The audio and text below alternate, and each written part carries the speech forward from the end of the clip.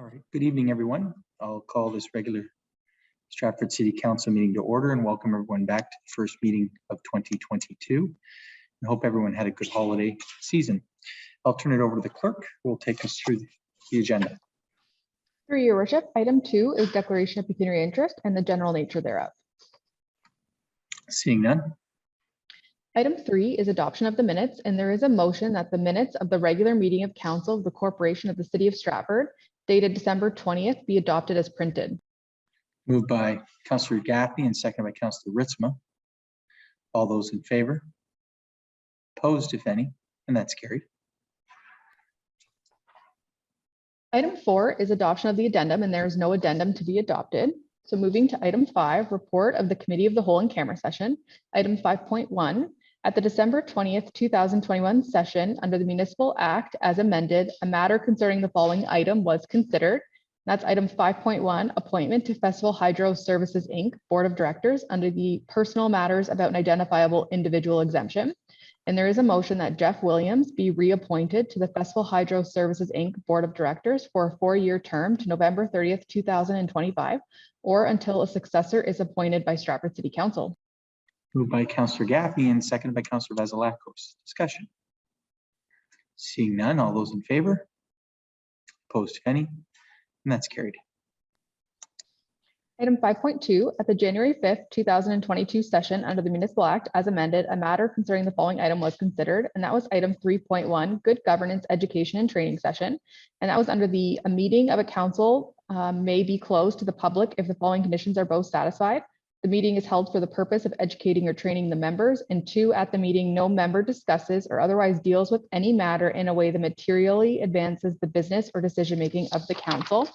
And as the purpose of the in-camera session was to provide education and training, no direction was given. Item 5.3, the January 10th Committee of the Whole in-camera session was canceled.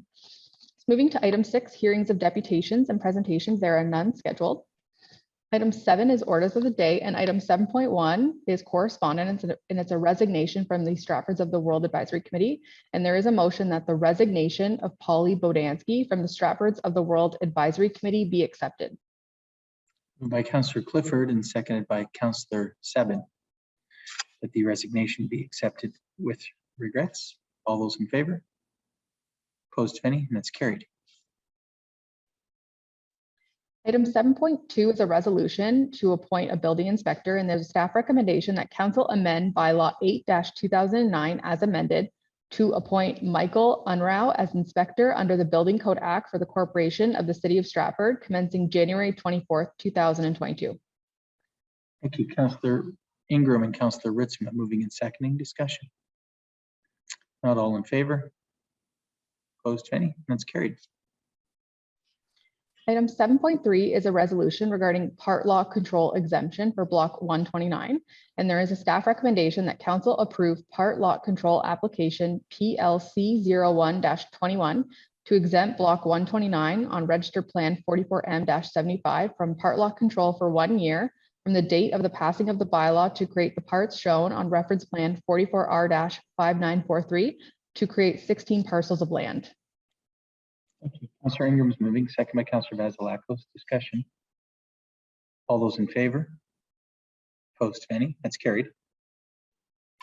Item 7.4 is a resolution to remove a holding provision, and there is a staff recommendation that zoning bylaw 201-2000 be amended by removing the holding provision from the properties known municipally as 265 and 277 St. David Street, which are located on St. David Street between Shrewsbury Street and Birmingham Street, legally described as Lot 1 and part of Lots 2, 13, and 14, Plan 84 in the City of Stratford for the following reasons. The conditions outlined in the holding provision when the H can be removed have been satisfied.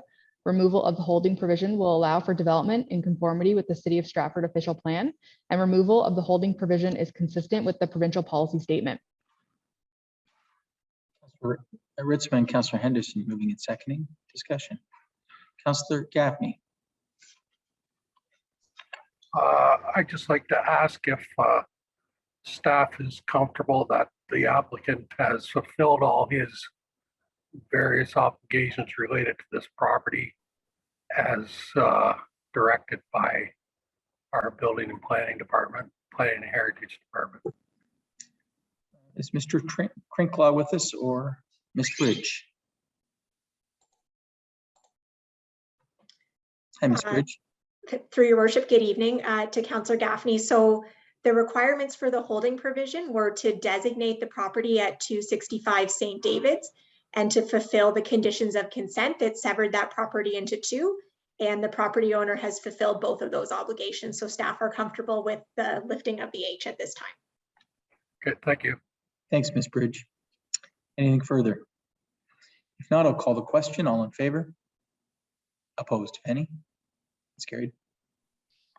7.5 is a resolution regarding the Upper Thames River Conservation Authority draft budget, and there is a staff recommendation that management report Upper Thames River Conservation Authority 2022 draft budget be received for information. Moved by Councillor Vasilakos and Councillor Burbach. Discussion. All those in favor? Opposed? Any? That's carried. Item 8, there was no business for which previous notice has been given, and for item 9, there were no reports from the standing committees to be received. Item 10, notice of intent, there was none scheduled. So moving to item 11, reading of the bylaws. There are 4 bylaws listed for consideration by council, and they are bylaw 11.1, part lot control exemption for townhouse dwellings on Bradshaw Drive. 11.2, appoint inspector under the Building Code Act. 11.3, remove holding provision H14-21. And 11.4, appointment to Festival Hydro Services, Inc., Board of Directors, and these bylaws can be taken collectively upon unanimous vote of council present. All right, moved by Councillor Vasilakos and seconded by Councillor Bunting that these bylaws be taken collectively upon unanimous approval. All those in favor? Opposed, if any? I'll declare that unanimous and we'll go to first and second reading. Councillor Ingram and Councillor Henderson are moving first and second readings of bylaw 11.1, 2, 3, and 4. Discussion. Seeing none, all in favor? Opposed, if any? That's carried. Third and final reading. Councillor Gaffney and Councillor Clifford moving bylaws 11.1, 2, 3, and 4. A third and final time. Discussion. Seeing none, all in favor? Opposed, if any? That's carried. Item 12 is the consent agenda. Are there any items listed on the consent agenda to be considered by council? Councillor Bunting. Yeah, thank you, Your Worship. Through you, the consent agenda item number 2022-003 from the City of Sarnia, and it's a concern regarding the catch and release justice system that is seemingly getting worse. I request that we endorse this request from Sarnia. Just further information, I did request, I sent an email to Chief Skinner on the weekend and further spoke with him regarding the situation here in Stratford. And so here are some of the highlights of what we discussed. And this is for my fellow councillors and also anybody from the general public, so that they've got a better grasp on the situation. One of the comments was that the revolving door has never spun so quickly, especially during this pandemic, that Stratford Police Service officers are frustrated because they are seemingly arresting the same people over and over again, and the outstanding charges relating to offences are mounting up, and offenders know that there's a very, very good chance they will not be held in custody and they will be released. And the backlog in the court system is increasing, and there's a fear that a great many cases will be dismissed in the future due to timelines that have been established by case law. There's little or no accountability in the court process. The jails don't want any additional people in there for the spread of COVID reasons and such like, and the entire system is becoming a circular discussion. This is not a big city thing. This is right across the board in all communities within Ontario, and possibly right across Canada as well, I would imagine. That's my speech. Thank you. Very elegant. Councillor Ingram. I'll second Councillor Bunting's motion. Thank you. Anything further? Councillor Vasilakos and Councillor Seven. I'm just curious. So one of the issues that I have with this is that it says it's requesting meaningful improvements to the current state of catch and release justice, but it doesn't offer what that meaningful improvements would look like. And that's one. And so I find it difficult to endorse something when I don't have a sense of what it would take to fix this and where the solutions lie. And that's one of my concerns, is that I just simply don't have enough information to, first of all, if it wasn't for Councillor Bunting outlining the situation, then I would have very little information. And then I also just don't know what the solution, what the proposed solutions should be. Thank you. Councillor Seven and then Councillor Bunting.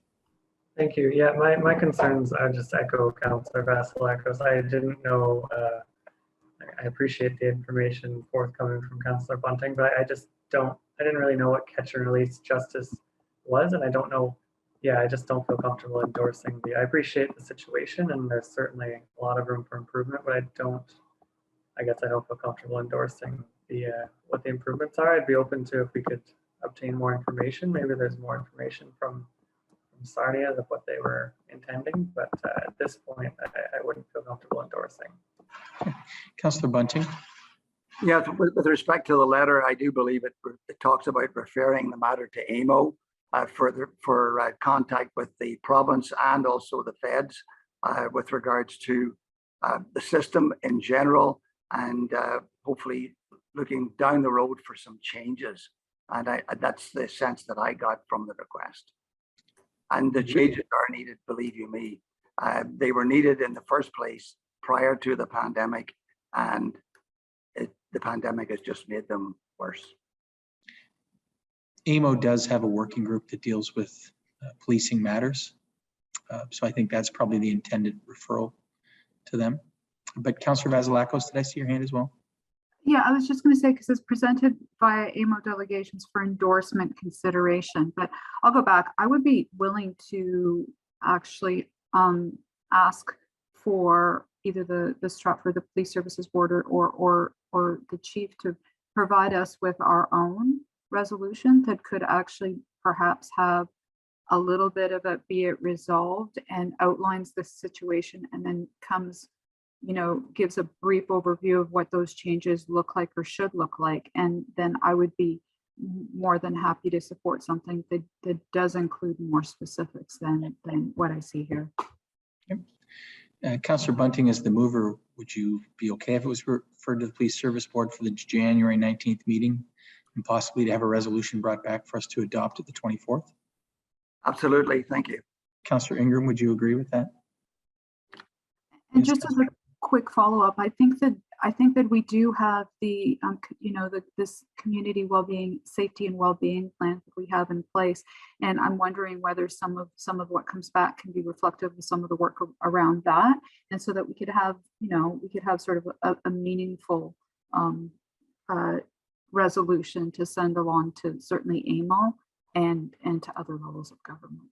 Okay, thank you. All right. The referral then is to the Police Service Board for resolution back for January 24th. All those in favor? Opposed, if any? That's carried. Is there anything else on the consent agenda? Councillor Vasilakos. Yes, the item against Quebec's Bill 21, I would like to endorse that one. Okay, seconder is Councillor Burbach. Discussion. All those in favor? Opposed, if any? That's carried. Anything further? New business. A motion, Councillor Ritzma. Yeah, just, and I'm sure everybody on council and probably most people in public are aware that the Stratford Connection Center is open and receiving participants. It is located at St. Paul's Anglican Church. A huge thank you to the members of St. Paul's Church for allowing us to use that location. As well as you know, it is a partnership with the United Way per Huron, City of Stratford, and Choices for Change. And so Along with the physical location, there is also the outreach piece where we have 2 outreach workers that go out into the community and connect with individuals that are living rough, that are homeless, to provide them with kits and also to build some relationships to perhaps encourage them to come to the Connection Center and or to perhaps seek counseling or ideal world to receive housing. So a big congratulations to all those involved in getting that open, much needed and so appreciative by not only those individuals that are using, but I believe citizens of Stratford. Thank you. Thank you, Councillor Ritzman. It's a great initiative, and thank you to Ms. McElroy and her staff for their leadership, and of course the partnership with the United Way, and of course Choices for Change in St. Paul's Church. Anything further? If not, a motion to adjourn this evening's proceedings. Councillor Clifford and Councillor Burback seconding. All those in favor? Opposed, if any? And that's carried. Thank you.